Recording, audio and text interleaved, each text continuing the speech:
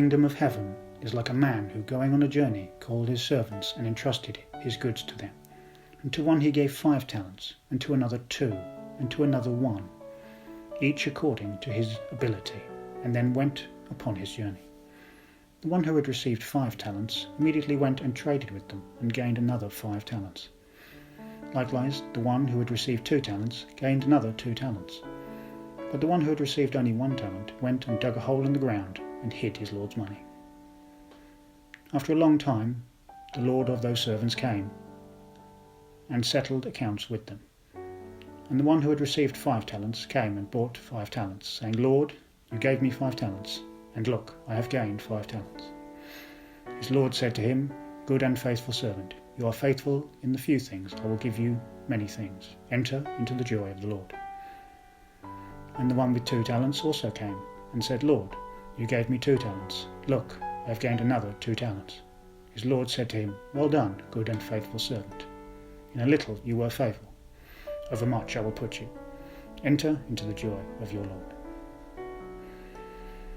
But the one who had received only 1 talent came and said, Lord, I knew you were a hard man, that you reap where you do not sow, and gather where you do not scatter. And I was afraid, and I went and I hid your talent in the ground. But his lord answered him and said, You wicked and slothful servant, you knew that I reap where I do not sow, and gather where I do not scatter.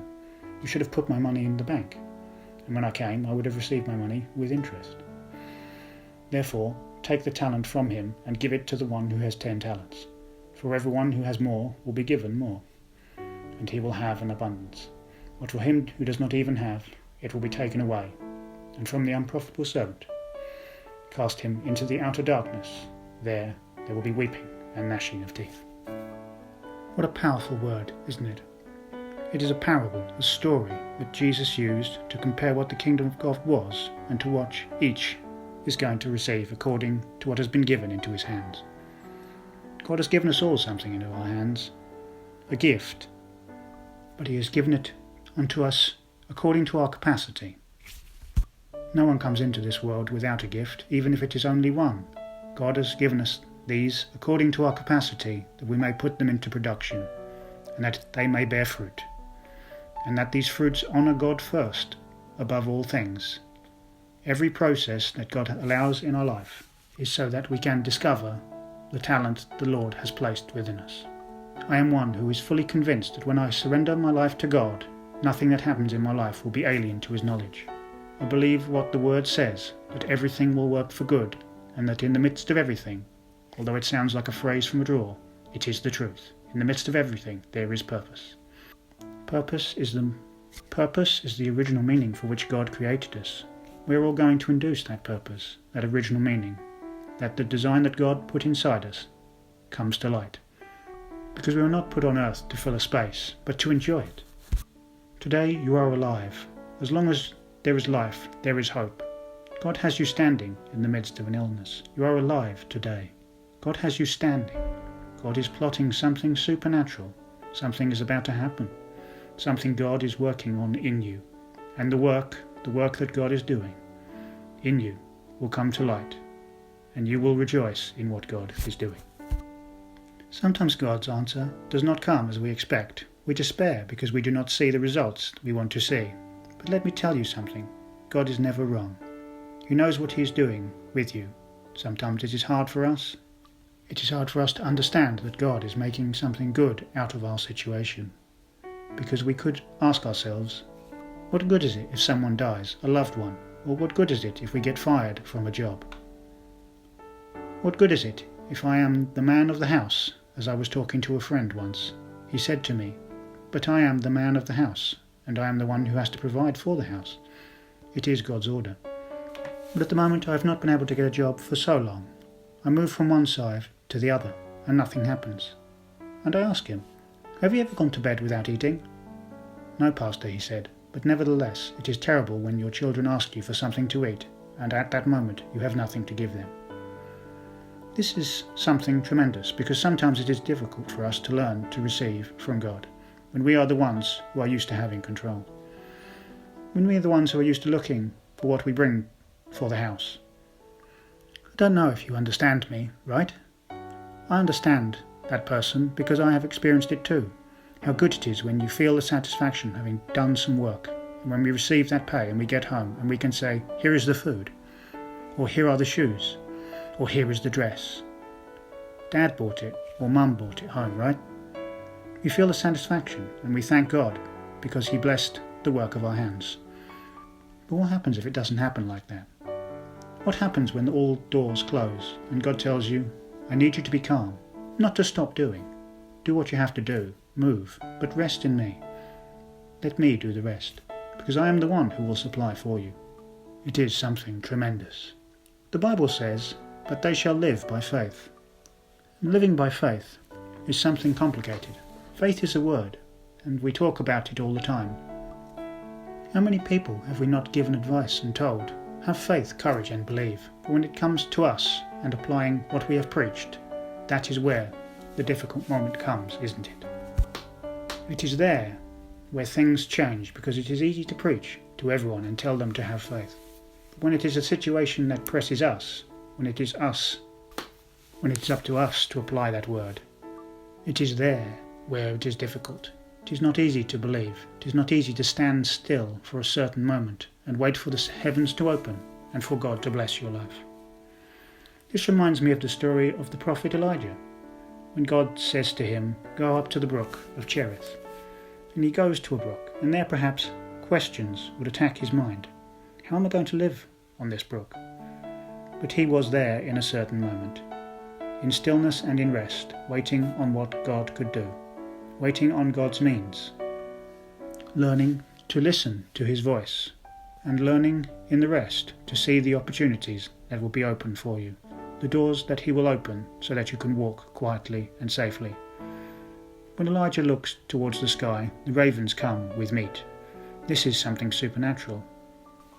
The ravens eat meat the most, and the ravens came with meat to feed Elijah, and he could drink from the same stream. Those things only God does.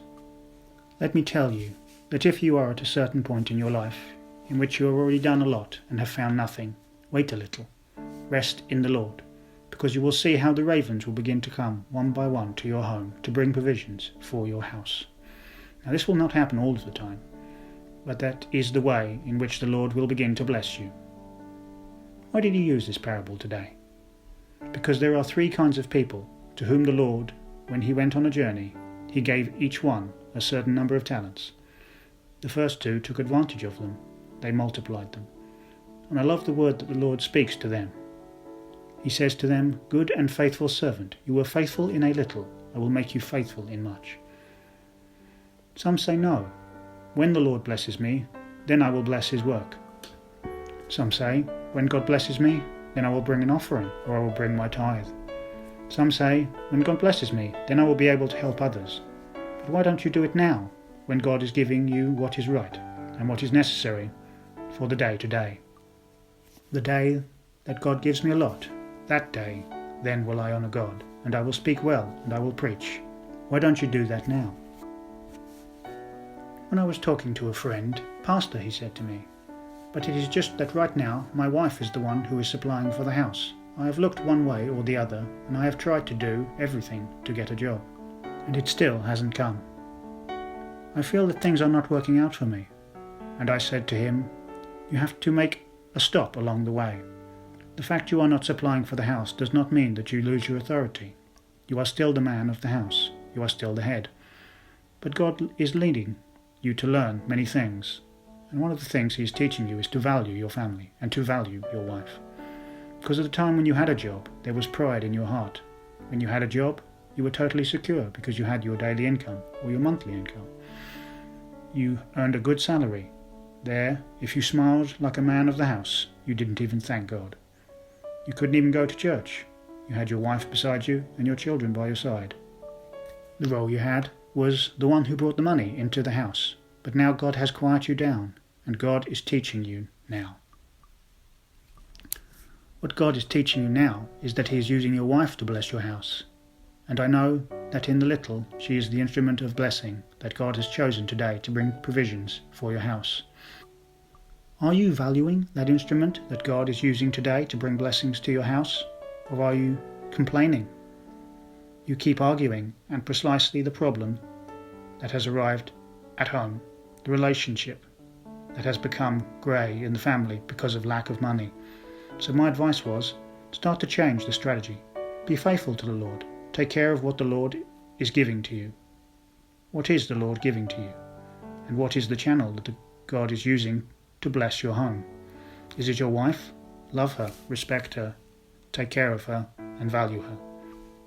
If your wife comes home tired and finds a man who does not want to talk and who is worried because he is not able to get a job, she will be more burdened. Then help her, pamper her, thank God for her. When I talk about this, I expressed those experiences that happened to me. And when I understood God's teaching for my life, then God began to turn everything around, because in everything there is a purpose, thank God. Why do you complain all the time? Because there is a small job? I'm already asking the Lord for another bigger job, but you are not valuing the small one you already have. Are you understanding what I am saying today? You want to ask God for a lot of money and things and properties, but you do not value what He has already given you. Now it is small, yes, value it, because if you are faithful in the little, God will be faithful in much.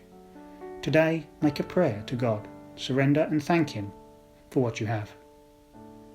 Today I have spoken the words of your pastor and friend, Elias Hoyos. Blessings.